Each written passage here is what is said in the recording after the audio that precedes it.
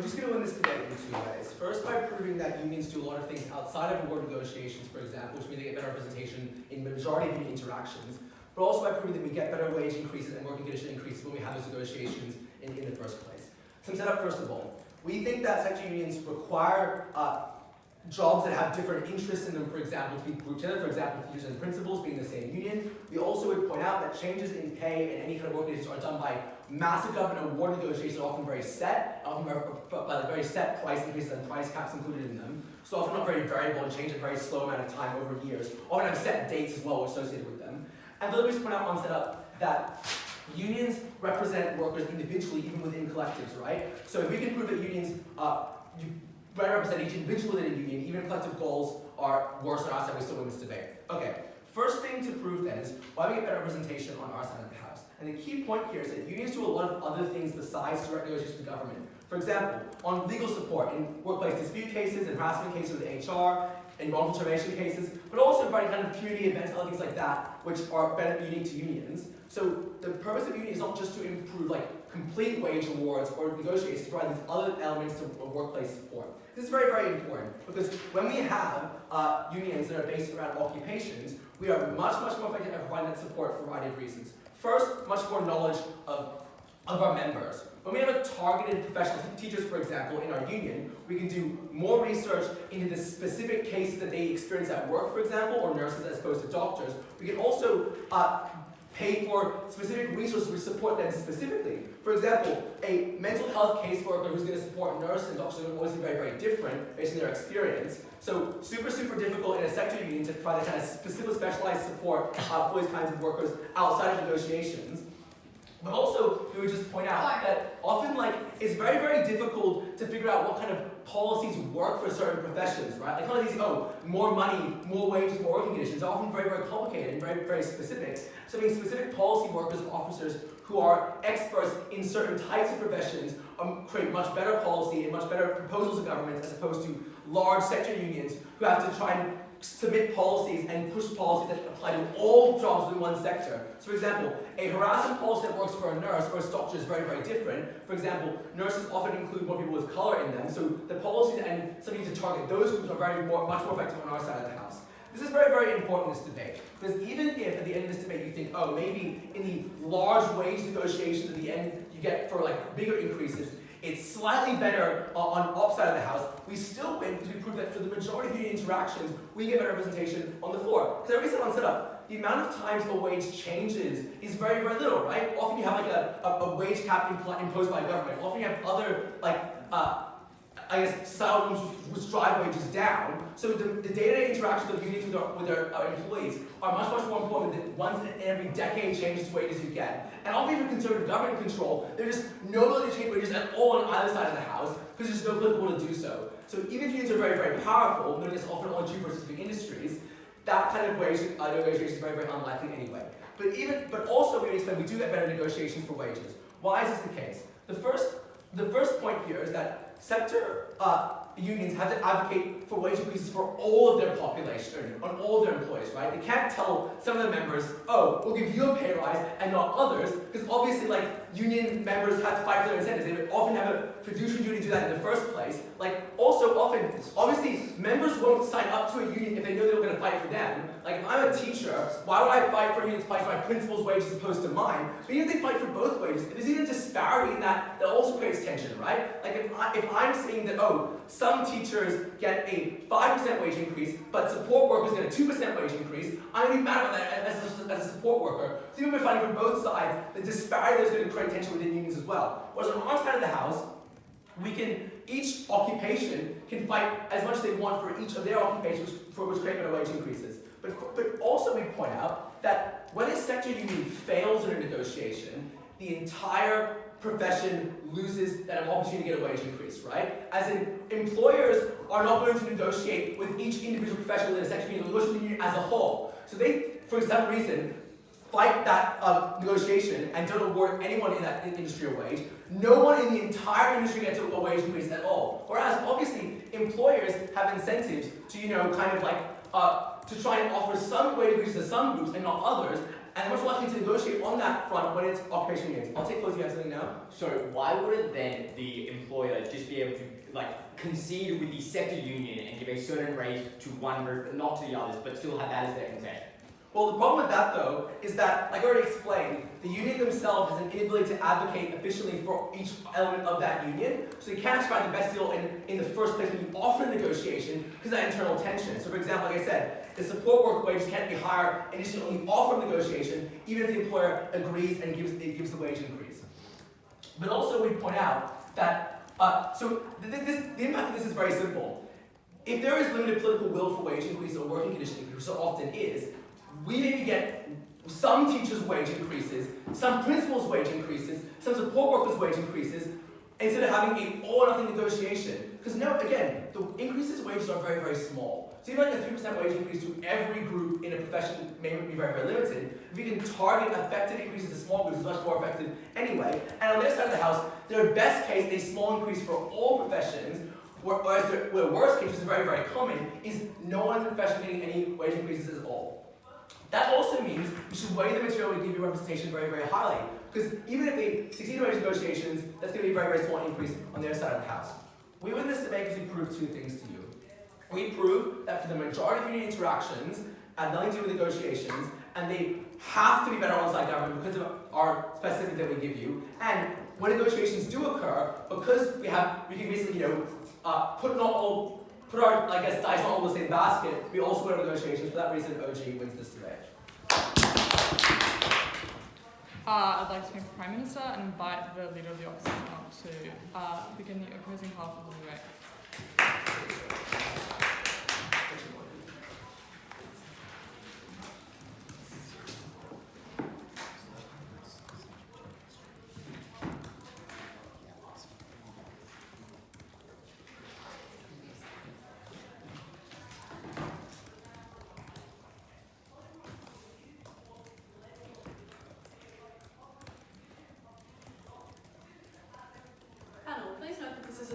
Motion on the basis that opening government conceded that if we get any amount of small change to wage increases on op bench, we think that the capacity for on a balance of probabilities, the overall marginal benefit that we get on our side is something that just automatically makes this a gov bench win. Nonetheless, the fact that they've completely left out so much of the scope of what we think this motion is actually about, that's what we're going to engage on with you for today, and that's minus very little likelihood analysis or reasoning as to why it should be such a small frame of scope of the debate. So what am I going to do? First of all, I'm going to do some general rebuttals to OG, then some framing on why we think we get a higher likelihood of change and why it's why this leads to way better impacts, and then focusing specifically on smaller industries and workplace support.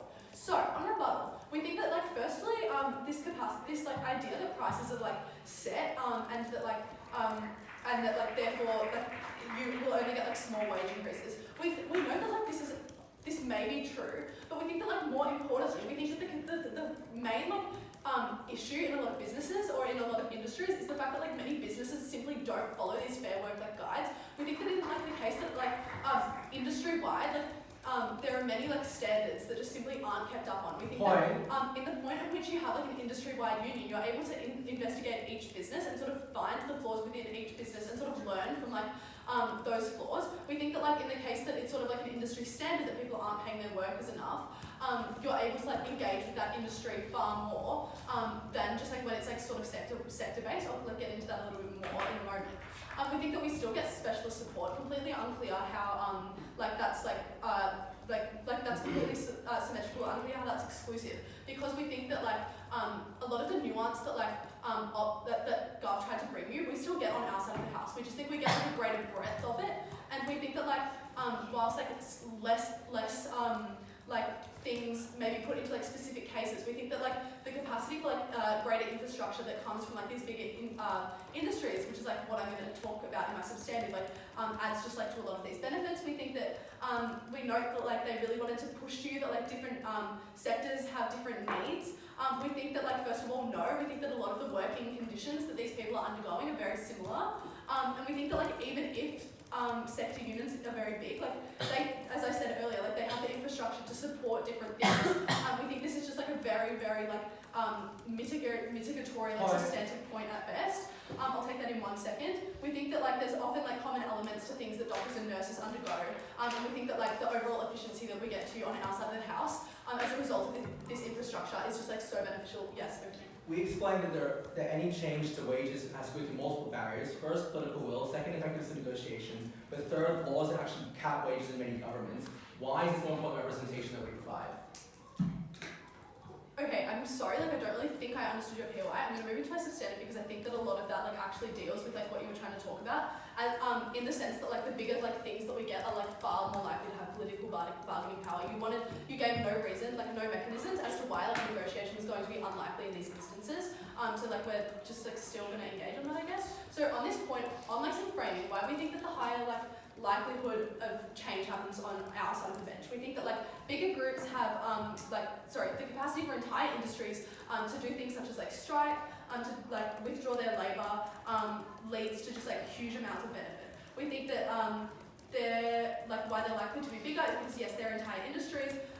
Even when this is just sort of more representative. We think that even when they have different like nuances and things like that, but they're like likely to undergo similar working conditions, be in similar environments, and quite often have similar grievances as a result of this. We also think that the capacity to empathise between across industries when you are working in these similar working conditions is quite powerful, because we think that whilst doctors and nurses might not have the exact same issues with their pay or things like that, we think that the fact that they're working together and this sort of the capacity just sort of the fact that they're working together, they're working in the same conditions, means that there's a greater capacity for empathy. And when people, for example, are able to undergo strikes through their unions and things like that, we think that the ability to make this industry-wide allows doctors to, for example, strike on the fact that nurses are also are not getting paid enough. We think that this is something that is likely to happen because doctors also want to work in the best environments. We think that it's in their interests to therefore want the people that they're working alongside to have good working conditions. So we think that this capacity for empathy alongside this sort of big representative nature is incredibly important. We think the grievances that people usually have are quite similar across industries. We think this is not something that the opening really engaged with at all. What are the impacts of this? We think that that we get a few different types of impacts. We think first of all we get more bargaining power with employees. We think that the larger the ability to withdraw an industry-wide labour is totally huge. The fact that you can shut down an industry in literally in a day means that these that just far more leverage and far more bargaining power on our side of the house. We think also there's this just leads to much better working conditions. We also think on a point of negotiation, we think that the capacity for working right is incredibly important. We think that with the larger infrastructure, we think that this is able to mobilise the working class in a sense, which allows for greater for example class actions and things like that that are industry wide, which are likely to have good impacts. We think that even more niche to this, we think that in order unions kind of are able to centralise bargaining power. We think that because unions typically, especially when they're larger, have large amounts of funding, we think this actually leads to better lobbying of more progressive parties. We've seen this through the fact that all the unions are obviously very affiliated with Labour. We think in the case that they're larger and have more buy-in, they're likely to have greater lobbying power and potentially lead to greater progressive party impact, which just leads to obviously better worker rights, as is in the interest of these larger parties. So we think that this capacity for better labour rights is just something that is so unique and so important. We think on the on a point of smaller industries, as I've said earlier, less people's voices, even when you're able to shut down the full industry of a smaller industry, the impact that this is going to have is going to be far less significant than when you have more voices being able to be heard. We think in the case that you have a smaller industry that's a smaller sector that's a part of a larger industry, as I said earlier, this capacity for empathy and things like that means that it's likely going to grant more bargaining power to these smaller things. In our worst case, we still get change for everyone. We think that that's inherently a good thing. You're never going to get perfect change for these smaller sectors. Vote up. Thank you to the Leader of the Opposition, and I'd like to invite the Deputy Prime Minister to get up and continue the governance.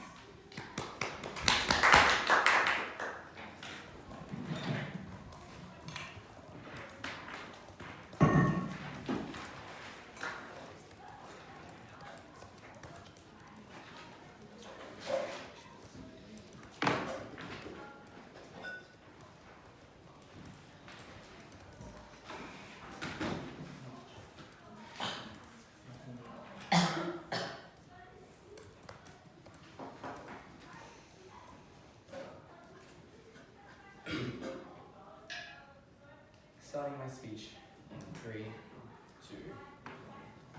Doctors are not the same as nurses.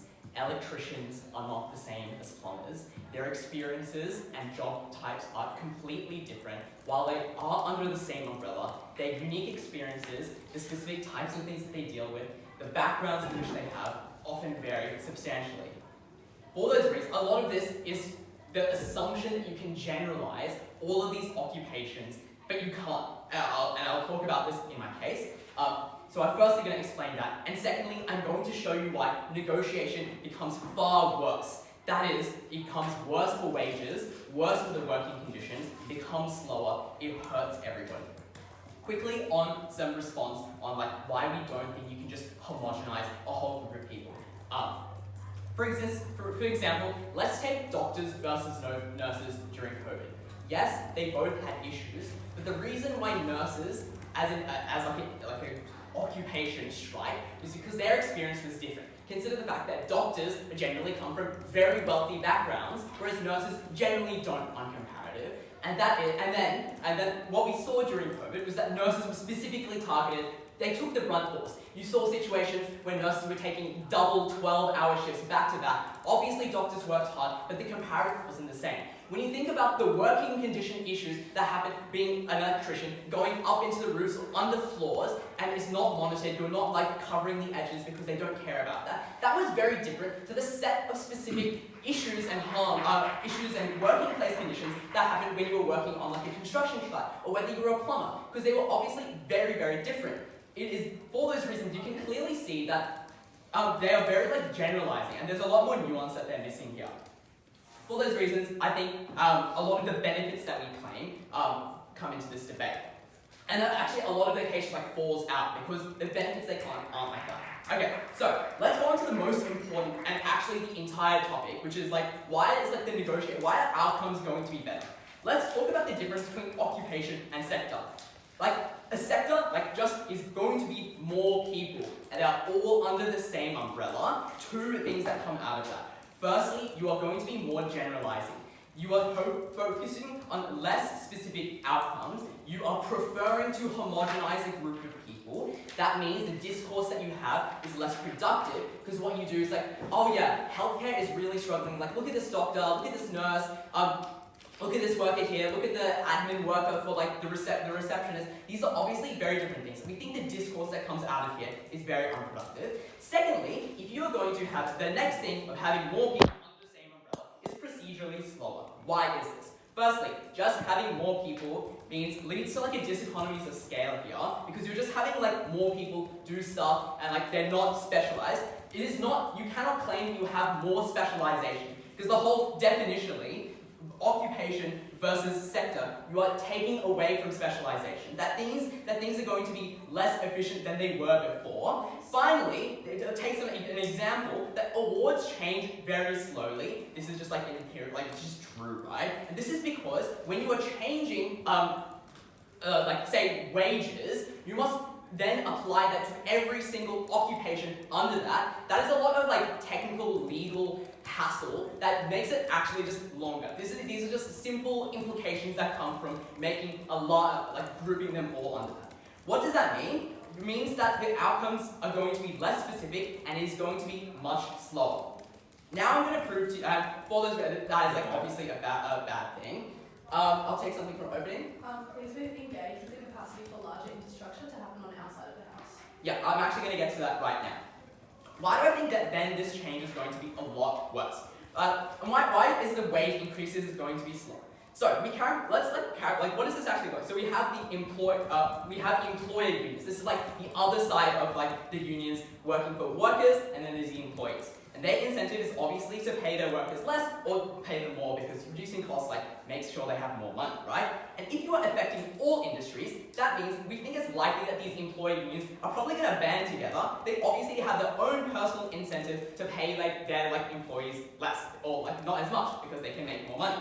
And it's far more complex. And what we think this means is that entire industry is going to have less significant, and you're going to be having this competition to try and negotiate against increasing prices. They say, we're gonna have more empathy because look at all of these issues. I don't think that's true, because when you are generalizing, you invoke less empathy, you hear less specific examples of like the nurses and their struggles and not being able to see their family for like weeks for a week. You don't get the same level of empathy. And finally, what we think is most likely to happen when you are going to be generalizing entire industries is that employer unions are going to be cherry picking. This is like kind of responsive here. So that means for an entire industry, say healthcare, what they are now going to do is like, look at that doctor. He makes like $500,000 a year. They have such a nice life.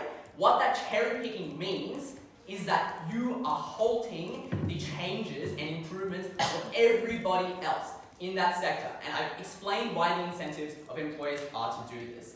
That means you are then withholding growth for everybody else in that industry. At best, what OO gets is like small changes in like small occupations that fall under. But I already show you that the increase in wages that you get is probably going to be very marginal. Also note the fact that enterprise agreements or like specific occupational like awards are usually already much higher than like the industry awards, and they're kind of just there for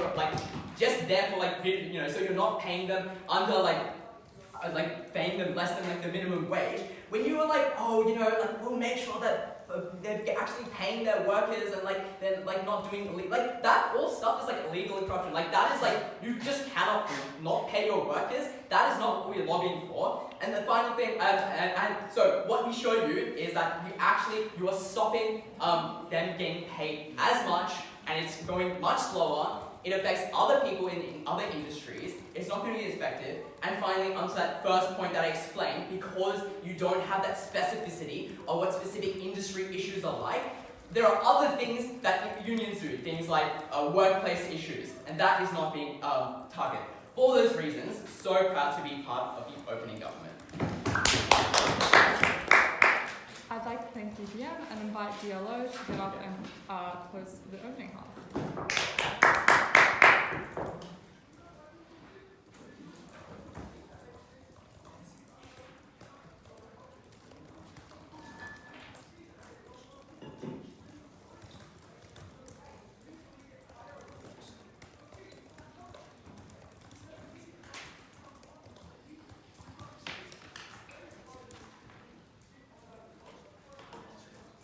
At the point at which the open government isn't able to present anything more than some like points of mitigation on like all our material we gave you at EBA on why we get better wage negotiations, why we get more political power, why we at the end of the day get far better labour rights and working conditions, OO has already won this debate. I'm going to spend 7 more minutes continuing to do just that. So, 2 things in this speech. Firstly, why we get better wage negotiation. Firstly, on this like stuff about like unique versus like the specificity of sector unions versus occupational unions. Secondly, why we get better wage negotiations. Thirdly, why we get other kinds of representation better. And then thirdly, why we get better wage negotiation. Very briefly on this stuff about like specificity. OG says that like there are like differing backgrounds and it's impossible for doctors and nurses to have like the same perspective on things. It's impossible for like a broad healthcare union to provide the same level of specificity that like a doctors union and a nurses union would provide for doctors and nurses. We have a few responses to this. First, let me just say that like these are big organisations, and they know that some of their members are doctors and some of their members are nurses. They're probably willing to look into and realise that some of their members have different needs from other members, and they can like cope with those and like create programs and campaign for specific changes which are specific to those. Like, we don't think that's unreasonable to assert. No, thank you. And we also think that it's just like reasonable to expect that these like various workers actually care about each other. Like we told you at Leader that doctors were actually very likely to care about the working conditions of nurses because they worked alongside them, because they worked in the same industries, because they were able to witness other problems. Nurses were similarly very likely to care about the specific issues facing doctors. Even if they have different backgrounds, even if they have different issues, then like we still think they care about them, that they want to provide them, and that they'll probably try and do a pretty good job of doing that. No, thank you. We also just think that actually these things aren't as different as like OG claims they are. Like, we think that there's probably a lot of commonalities in the way that like nurses are mistreated versus the way doctors are mistreated, because they're both being mistreated by the same systems in the same industry, which are structurally treating their workers differently the same way. We don't really see why like there are massive, like these differences are going to be so massive, and at the point at which we think there are significant commonalities between the struggles of these various things, we think we actually flip this, because we're going to get more, like, we're able to, like, you know, have economies of scale, have, like, be able to make things more efficient, be able to target, like, the like, shared harms of doctors and nurses, as well as the specific things. Now, moving on to why we're going to get better kinds of other representation. And this is basically the same thing again. The only reason they can possibly get better kinds of like workplace representation is if they have like more specific and varied needs. I've already dealt with why they don't like have those. Plus, we have much more, we're just a much larger union because we represent far more workers. We have more money, we have more power, we're like just much more able to actually provide support workers, no thank you, and like counsellors for like all these workers in their various positions. It's like once again, completely unclear why OG has any specific comparative benefit here. Now, on wage negotiations, which is where the real meat of this debate is. OG tries to give us a couple of points of mitigation here. They tell us that there are like political barriers, there are employer barriers in terms of like employer behaviour, and there are wage caps. They tell us those are prime ministers. Like, firstly, we have more political power because we have more people, we have more money. We gave you that, either they did not respond to it. We can get political change better. Secondly, we have more negotiating power with employers. We told you that either, no response, because we just simply do. We're larger, we can go on strike more easily. They have some reasons there, I'll deal with those in a moment. We can go on strike for longer. We have more negotiating power, no thank you. We can get that. Then on this idea of wage caps, like I would challenge like any government team to provide us a single example of a place where wage caps actually exist. I don't think this is like a mechanism you could just assert into being. I think they have to actually like provide like any evidence that this actually exists. I don't think this is something that happens in this country. This is not something that happens in like a country the average reasonable voter would know about. Average intelligent person, sure. If you are correct that doctors and nurses have the same interest, why has there never been a doctor strike in New South Wales as opposed to nurses strike? On your side, doctors have to actively vote for a strike with nurses for it to occur. You get no strike action on your side and no negotiations for wages. Because in New South Wales they don't have a unified healthcare workers union. When you have a unified healthcare workers union, then they're like in the same place. They're far more likely to do that, to strike together. When you have them in separate unions, then you're treating the rights of different workers as different problems for those different sectors. That's literally the point of having separate unions. The reason we want the broad unions, I forget which one's which, but the reason we want the broad ones is because we want like everyone in that union to recognise, and they will, like that the struggles of any worker in the union are the struggles of every worker in the union. Why do we get better wage negotiations? Before that, anything from closing? Yes, given the fact that in the future we're going to see massive issues to workflow from climate change and AI, do you not think that workers are going to have different incentives if they're profiting off of one part of that versus losing their job from one part of it? No. In terms of wage negotiations, we have, firstly, like the mitigation we get from the Deputy Prime Minister is that there's going to be unproductive discourse, that there's going to be diseconomies of scale, and that these awards change very slowly. Firstly, on why awards don't change slowly. We have more political power, we have more employer bargaining power, we get fast changes to awards simply through that. Because we are the ones who are more likely to get progressive governments in power, because we are the ones who are more likely to lobby those progressive governments more effectively, because we are the ones who can stand up to employers and say, you cannot have a single worker in your industry, not even like have one end of the industry. Your entire industry, none of your workers are showing up, and none of them will show up until you negotiate with us. We're able to do that better, for longer, more effectively. We get those changes there. They tell us these diseconomies of scale exist because there's like, because you can't represent everyone. We've dealt with why we probably can represent everyone and why everyone will care about it. They tell us that employer organisations will also band together.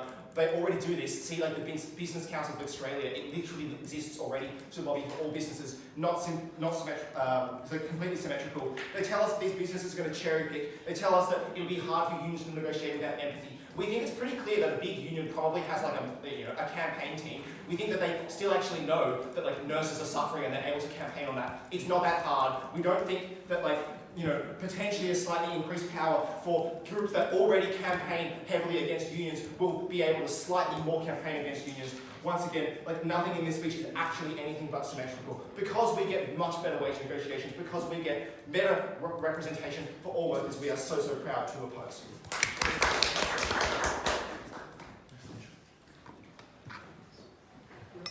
I'd like to thank the Deputy Leader of the Opposition and invite the Government Member to go up and begin the closing part.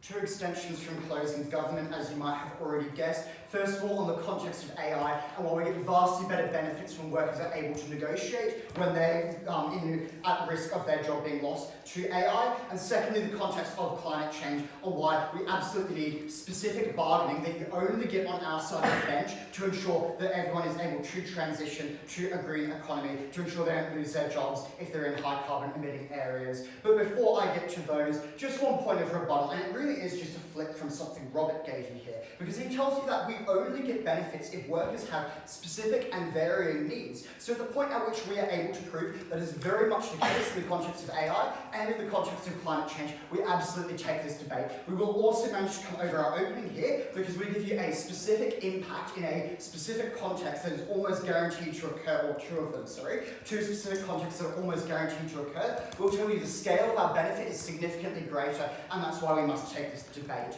So firstly, onto AI. 2 points of framing. The first point of framing is to just note that AI is incredibly complicated. The capacity to do its capacity to do certain things is sometimes better than other things. For example, AI might be better at writing an essay compared to solving a mathematics problem. That difference means it can greatly change in the way that it impacts certain careers versus others. The way that it's going to impact engineering is different to the way it's going to impact screenwriting, for example. The second point of framing then, what jobs do we think are most heavily threatened by AI? This is predominantly going to be white-collar jobs, things like being an academic when AI can mark for you, things like being an accountant when AI is able to process data independent of you, being a business consultant, AI is able to do that. So in other words, virtually every white-collar job that is done with someone sitting at a computer and entering data or entering any information is generally going to be able to be done with AI. So why do we get better outcomes? Three mechanisms. Firstly, the specificity of occupation unions means more research into the way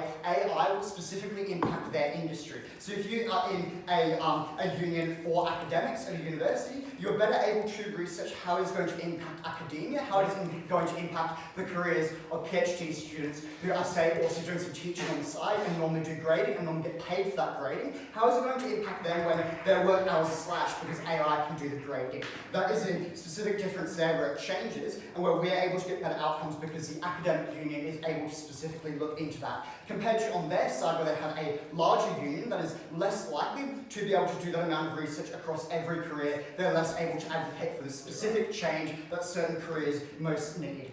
Secondly, though, we think the compensation that is going to be gained from AI-related issues is going to be very, very big. So we think when we have smaller unions and more specific unions, it is less daunting for the business sector to put in certain contractual obligations about if their workers lose their jobs or they lose certain hours. It's much easier to put in smaller contractual obligations. If you have an enormous union, like the entire, an entire office workers union, and they're saying you're going to need to put in the contract for 1 million workers to pay them 10 grand a year if they lose hours due to AI. That is obviously an enormous sum that is incredibly threatening to every business that fears having to pay out that amount of money. When we have smaller businesses, smaller unions and more specific unions, they're able to go to their specific employers and negotiate for changes there. It's less daunting, we get better change there. But thirdly though, we think that AI as a whole threatens to absolutely destroy unions because it's going to greatly reduce the number of workers involved. If you have less office workers, you have less workers who can turn up to the picket lines, you have less workers who can advocate for change, so it ultimately can threaten to crush bargaining power of unions. Therefore, we need to act sooner rather than later to ensure the contractual obligations are put in place before businesses are able to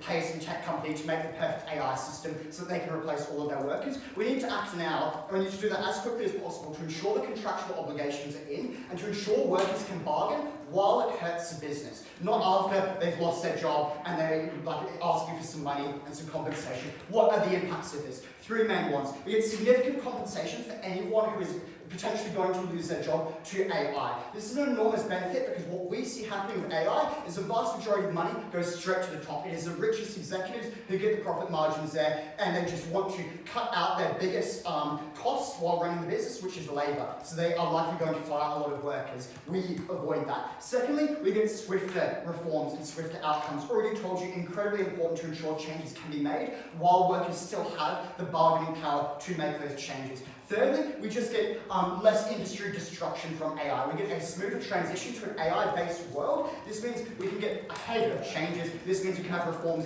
that benefit everyone or take place. You say this will impact literally everyone, and you don't describe a job who this won't impact. Why would a sector-wide industry not have everyone on board with going against AI? Because of what I've already told you. I've told you the context that it differs. If you have a big union, they can't specifically advocate for things about academics versus advocating for accountants versus advocating for consultants. It's entirely different. Moving on to my second point on climate change. So obviously 2 points of framing. Climate change causes bad things, in case you weren't sure. Flooding, changes in temperature, natural disasters, pretty evident. Second thing that comes from that then as a point of framing, there is going to be an enormous disruption to farming, construction, and supply lines. So the impact is by and large the greatest for blue-collar jobs. So that is an important thing to note because we've told you we get better outcomes for people in white-collar jobs, we get better outcomes for people in blue-collar jobs. I don't know of another collar. I think we get impacts for every worker on that front. 3 mechanisms as why we get better things in. Firstly, we have specialist knowledge and research into how climate change will affect specific industries. Same mechanism earlier, these industries like a farmers union in particular are able to specifically research how climate change is going to affect them compared to another occupation, say construction, say trucking, things like that. Secondly, we get price capping for certain goods that are involved in supply lines. This means when you have a negotiation, you're able to cap off the amount of power or the amount of money you have to pay per kilowatt of power, for example. That means that the costs of producing a certain good aren't as bad. If you're able to cap certain prices of, say, steel that goes into certain things, that means we get better worker security, but it means you just don't get massive price increases and inflation like we're seeing at the moment. Third mechanism, we think that workers in high carbon emitting industries likely need to change industries, and we need specific representation. It's different if you're a coal miner going to lithium mining compared to if you're a clothing company that needs to transition to using more sustainable practices. What are the impacts from this then? 3 of them. We get fewer price shocks, benefits literally everyone there, less inflation, less pain for people with less money. Secondly, we get a better transition for workers in high carbon emitting industries. This is absolutely pertinent. We get more political motivation to get that transition. Thirdly, we get better worker safety requirements. You're not going to be forced, if you're a farmer, to be out in boiling hot weather because climate change is shit and you're on a 45-degree day. You get safety on that front. We don't harm the workers in that regard. That bargaining power is absolutely important, and that means we take our place in government. Thank you. I'd like to thank government member and invite opposition member to get up and give an address.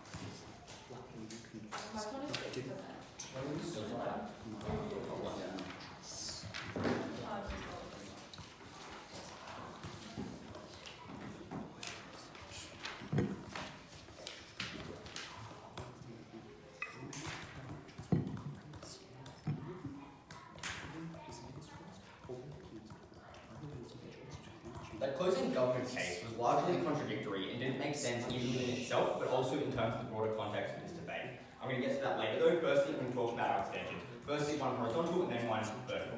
Firstly, in terms of horizontal extension on corruption. This is going to explain why ultimately increasing the size of the unions is going to decrease the amount of corruption. It means that while we do get an increase in funding, the funding is also simply better used and we were able to access its full capacity compared to what would exist within a small union if you think that the benefits of each unit of money sort of just like scales linearly. So, 3 reasons. Firstly, we simply think that now you have more people in the union, you can have more people looking at the money, how it is used and where it goes. And what this means is you have better checks and balances in terms of people that care about the money, and it means you're less likely to see it go to poor ways, seeing it be funneled to things that aren't actually as important as they are, as well as just because there are just more people that care about the union and think it should be more effective than it was before, and for that reason, they're going to want that change to occur, and when it doesn't, they're going to look to see structural changes to make sure that it does happen. Secondly, there are simply more choices for the union leaders that you can put in place. This is for, again, the reason that you do just have more people within the union. And this means you can choose to have a union leader that is just better and is more likely to do something that is effective. You're able to choose one that is more likely to represent your needs. As well as that, simply having more people means you are more likely to have someone that does have the knowledge about what can be done. They do have the knowledge to know what changes should be made. And they're more likely to be someone that is able to represent you as an individual. And then thirdly, the final reason is that as you increase with size, there's simply a greater awareness that there is a capacity for corruption to occur. And as a result, there is going to be a greater push to just have structural changes, to have checks and balances within the system. And what this means is you are more likely to see those things actually exist and be structural changes within the laws and constitutions of these unions, but as well as that from the government end in terms of reducing corruption within unions. And for this reason, you're only going to see a broad decrease in the amount of corruption that exists within the unions, and we think that is a key benefit in this debate, because while both sides, it is in agreement that there is more funding going to these unions, there is no reason given as to why that more funding, I guess, if you believe this, a linear increase in the amount of funding and then the amount of impact from it, we explain, while the funding is the same, more of it is going to actually go to create structural change and benefits to the workers themselves. We think that is a key important issue in this debate. Then the second thing is on vertical extension about the goals of the unions. And the reason I'm talking about this is because it's largely upstream of the effectiveness of the union, because you do need the goals of the union to align. You need the majority of people within the union to decide to strike if you want a strike to occur. So it does matter quite a lot that the goals exist in the union to be collective. Now, the reasons given by our opening are saying that there is solidarity and that you often just have the same problems. These both AOC pay debate from the other side, as well as that are just somewhat weak because of solidarity. So what we provide you here is the fact that the reason that you would want to strike, even if it isn't necessarily benefiting you, is for the reason there is a sort of long-term benefit that you get to doing this. And this is for the reason you're sort of giving someone a favour, in the sense that when you strike in solidarity with someone else, you are saying to them that if I need help as well, if I need you to strike in solidarity with me, it is more likely to occur. And for that reason, you're more willing to strike, and you have everyone being willing to collectively strike for certain issues, even if they only affect one individual within the community, because that is a benefit, because it achieves you a benefit in the long term when you do so.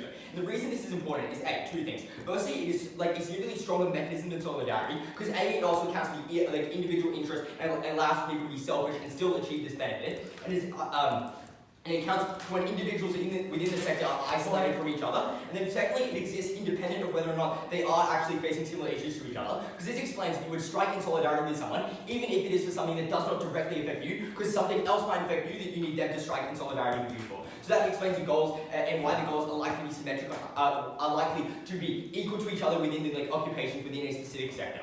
So now in terms of the opposition case.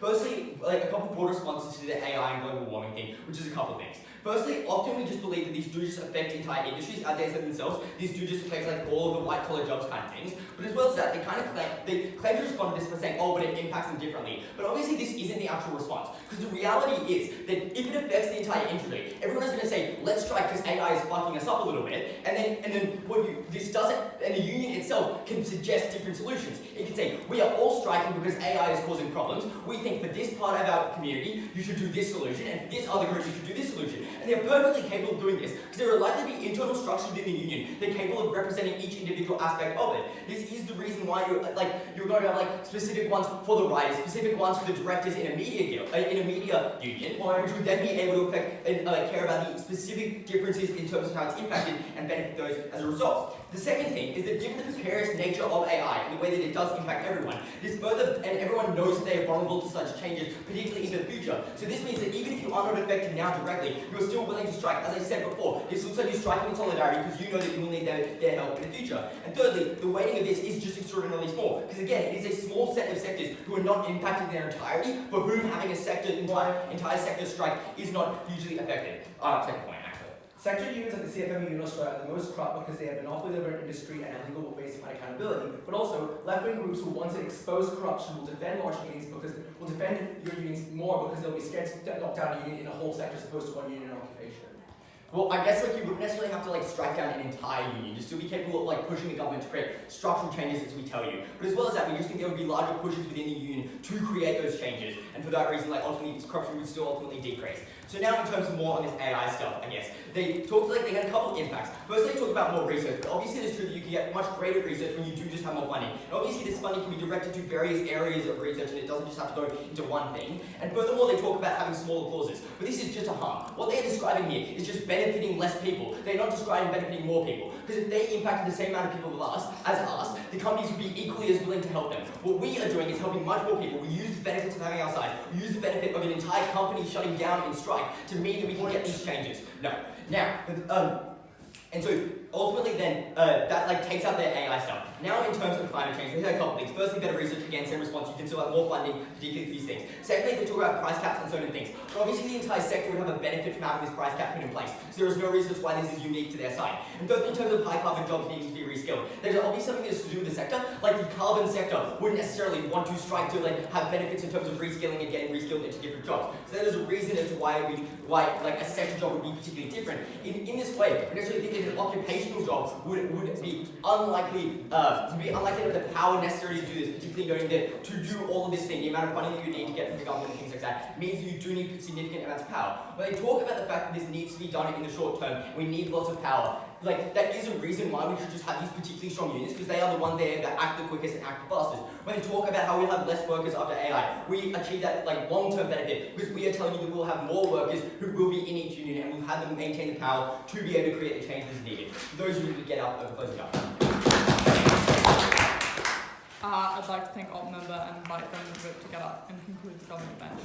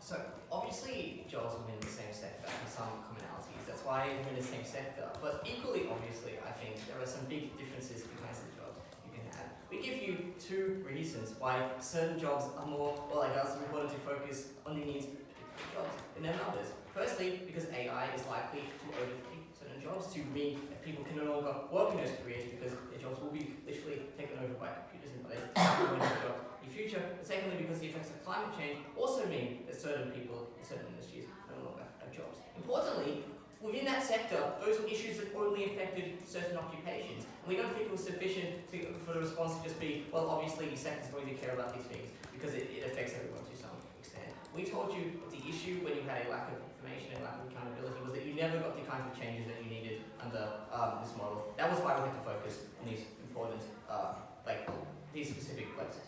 So, I'm going to do a few things in this speech. Firstly, I'm just going to whip our material about why this affects particular groups and particular workers, numbers, why it's important to focus on them. I think that's fairly intuitive. Then, really only one point of response, which I can mostly fit the entirety of the opposition bench into, which was this discussion about like why they get more bargaining power, more changes, why we don't think they actually get those changes, and why we don't think they were more important at the end of this debate. So, firstly, on looking at material. So, we told you very simply that in the future, and in fact, like as it's happening right now, AI, firstly, is likely to take over certain occupations, meaning people will not have a job in the long term. We told you that when you have occupational unions who have specialised knowledge about the effects it is likely to have, it means you allow you to predict future trends. It means that you can create laws to prevent the rise of AI in certain industries, to prevent people from losing their jobs. It means you can put obligations into contracts while you have the power to do so, while you still have people working for unions. We'll look here, I think this flips also a lot of the benefits of claims, right? Because if they want to say, well, larger unions mean we have more power, like obviously if AI is taking over jobs, it means these sector unions actually lose power as well because there's just fewer people in them, which is don't think they can claim those benefits. And similarly, we told you that within climate change, we also need specialised knowledge and specialised provisions to protect people for the exact same reasons. Note that the way here, I think, was particularly important because what we told you was that people were literally going to lose their careers over this, lose their entire lives. That was like compared to the changes and benefits we got from opposition, which is just like some vague allusion to maybe getting better wages. No real analysis of why it was a good thing. But secondly, we told you just on a likelihood analysis, we could actually get changes that protected people's careers and protected lives. Again, compared to changes that were never like recognised as important or explain why they were going to get those. And the unions that we didn't think were likely to be effective. The final thing I want to note here, again just explaining why we think it's particularly important to focus on certain workers, because likely many of these workers don't have the ability to, say, change careers, right? Likely if you work in a particular field, you've spent a very long time focusing on it. It's not easy for you to just switch careers somewhere else. That was why we thought that like for people who were particularly vulnerable, right? For people who didn't have the money or the education to say move to a different career or change jobs, if that was threatened, it was important to provide protections for them while we had the ability. So, I think the real issue then is why there's like an explanation of what type of union is going to provide these types of protections. And we think that occupational unions are likely to do this for a few reasons. Because generally the only response and like explanation to why like larger unions are good is because they have more people in them, because they have some kind of like bargaining power. But we don't think that this was true for a number of reasons. Firstly, because we'll just note, as I pointed out, that these larger unions just lack the specified kind of knowledge of these industries that you need to know what kinds of provisions and protections you need into the future. We were told that, like, well, larger unions are good because they have like more checks and balances and more people are going to look at what the union is doing. But again, we think that like obviously if you want to have a union that is going to protect their workers and do the right thing, it's more important that the union knows what is important to those workers, knows what life is like for the average worker, knows what's going to happen to them in future. That was probably only research and knowledge that you had when that union was specialised to that particular workforce. Because notice the comparative was that it had to know generally what everybody was doing. That meant that its knowledge was necessarily not going to be as specific. Secondly, we tell you that there's just a significant amount of admin and efficiency issues that exist when you have to deal with an entire sector, because there were far more people you have to engage with. It wasn't just like one type of work, it wasn't just a few people who might have headed who might be in charge of a particular area. It was like literally everybody who worked in that sector, and some sector unions obviously are massive, which meant that the more people you have to engage with and talk to and come to discussions with, you're less likely you were to get changed in the first place. But even if you did, the longer that was likely to take. Given the immediacy and urgency of this problem, we thought it was probably more important that we got changes right now. The third thing to note is that when you get changes under opposition, note that those changes have to apply to many people, but necessarily also going to be much smaller in scope because they have to apply to a large amount of people, are much more likely to be general. They won't go to target specific things. They're going to be things like maybe a slight wage increase for more people. But we didn't think that that was the most important thing in this debate for the reasons I gave earlier. I'll take a point from closing. Yeah, so wouldn't the internalized structure that say represents writers in the media union, wouldn't they want to particularly push for having a clause that is only about writers, or they would represent those specific needs of the writers in terms of, say, AI or something? Okay, so to clarify why won't people generally in these unions care about these issues? Okay, I think because I think the one point here is to note why we don't think that the sector union necessarily cares about these particular workers, or it's white people in these particular occupations need to protect themselves. Because note that for this large union to actually work, this is entirely contingent on proving that everybody in that union is going to fight for the rights and the interests of those particular people in those particular occupations. No, that was entirely like the way that union bargaining often works is that it's often reliant on things like threatening or actually carrying out strikes, disrupting that industry to significant extents, making like trade-offs, right? Because if you wanted to get a benefit in specific areas, you have to say, well, we'll make some concessions here in order to get these other benefits. The issue there, right, was that we just didn't think that the larger union was going to be willing to make those kinds of changes for the small minority that was being affected here. The only recognition we get from our bench generally is to say, well, this sector union is going to be empathetic, people care about other people, or there's going to be some level of solidarity because if you protect your own, you're protecting everybody in the industry. But note here that, firstly, as we were talking before, people just having lack of information about the issues that are being affecting certain industries. But also, the trade-off that you have to make is necessarily now was your livelihood against the livelihood of other people, because you were going to have to engage in those strikes, you were going to have to give up benefits that you would otherwise receive, and unfortunately, we do not think people would be willing to do that. We think they would be preferencing their own interests in this matter. So, beginning to speak, understand there were simply issues that only affected certain industries, and it was unlikely that a union that was larger was going to have the power to do those or have the interest to do those. So, practical process. I'd like to thank Government Whip and invite Opposition Whip to get up and conclude the debate.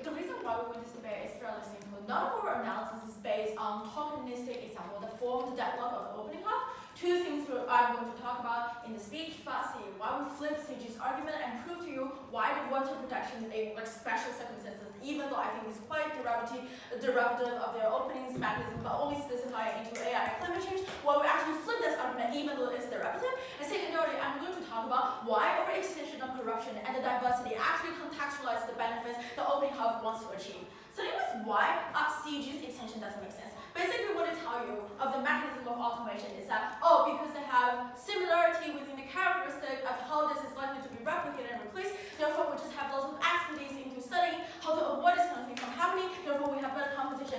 Firstly, directly gating of this is unlikely how you have the academic expertise and just simply by analyzing why exactly it is replaced, you're going to solve this kind of issue. And secondarily, as I think Will already pointed out that how we flip this argument, if this entire job has incredibly similar characteristic, which means that they have incredibly similar likelihood of being replaced, which means that this union, if it is so job specified, will simultaneously and automatically lose the entire leverage power just because of the automation. So by their own mechanism, by their own model, we're saying that those kind of union is the most likely one who will suddenly have their leverage evaporated on the same day, and that's the reason why CG will automatically take 4 in this debate. And secondarily, we also will get one additional step further of only mitigating the argument. We believe that we have a positive contribution of why exactly will the shift of, for example, changing to other work is more likely to happen, because Will told you why in these kind of particular union you have people with different skill sets, however, have similar interests, and however, for example, I study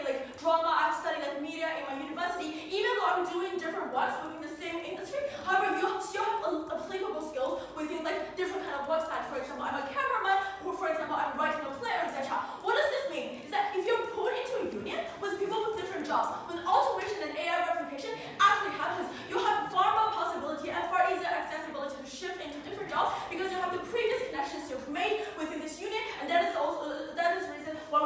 take away CG.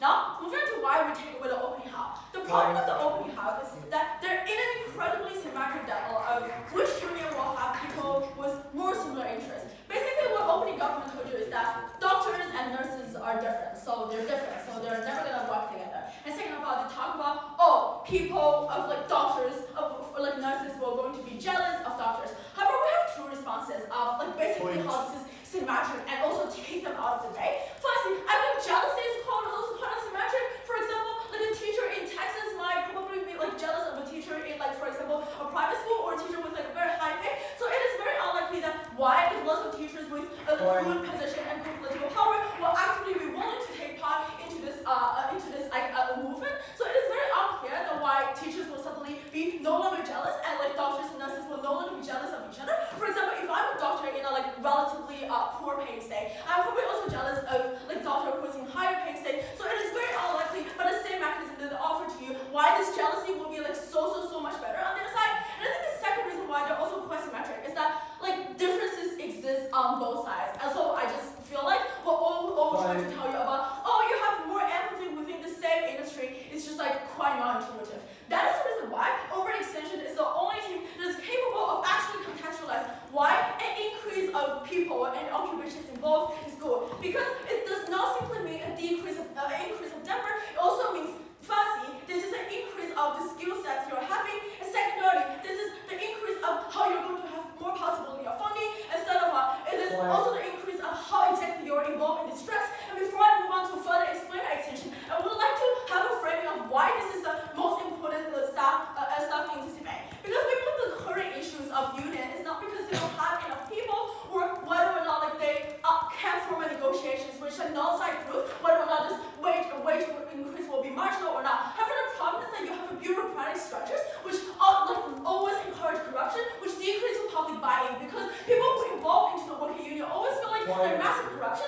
always feel like those leaders cannot accurately represent their interests. So that is the reason why, if we prove to you that this is a union that can better make leaders feel, make people feel they're represented, and can better combat corruption into a more efficient stuff, and also automatically increase funding. That is the reason why we can prove that this union is more powerful and more effective in achieving a budget side. So why does it make sense? Firstly, we're saying you have a higher possibility of attracting funding. Why? Because firstly, we're saying you have a better set of knowledge of what exactly is happening, and second of all, you have a better set of connections because you have people with like different social circle because of the different job and like the different jobs they're like actively working in. So the people that they're getting exposed to is different. So the people you can reach out to and have access to increase funding and to like try to campaign for unions is relatively quite different. And so we're saying that you just simply have different expertise and you have like different conflicting interests into like, because you have numerous leaders within the same group, and the leaders who are having the possibility of getting this particular job also have like different background and different interests. So it's much more likely that you have checks and balances against corruption to happen at the very beginning. So you can massively increase accountability over how money is being spent in this union and how the action is being formed. And the only response we get from side negative of what we are talking about, unique goals, which is so different from the similar interests of other houses, is that you have a unique goal that is like long term. You know that you're probably going to do a favor of a lot of people in the future. This is distinguishable from side opening house, where they only talk about similar interests is the only motivation and the only driven mechanism that can make people do something. However, we're saying because you are always in the expectation of like you need to pay back something, and this is also within the internal structure that you have the duty and obligation to help each other. That is also the reason why you increase effectiveness and increase the influence power of that particular union. And also, as what Will pointed out in his POI, you actually have more active engagement because you're more massively having exposure on what exactly is this union doing. You have like more constant activity happening within different internal structure, and that is also the reason why CEO into this debate is the only side who is not symmetrically analyzing whether or not interests are similar, and who's the only one who's not trying to derive it only specify in certain context. So for all this reasons, profit oppose. Thanks to all of them.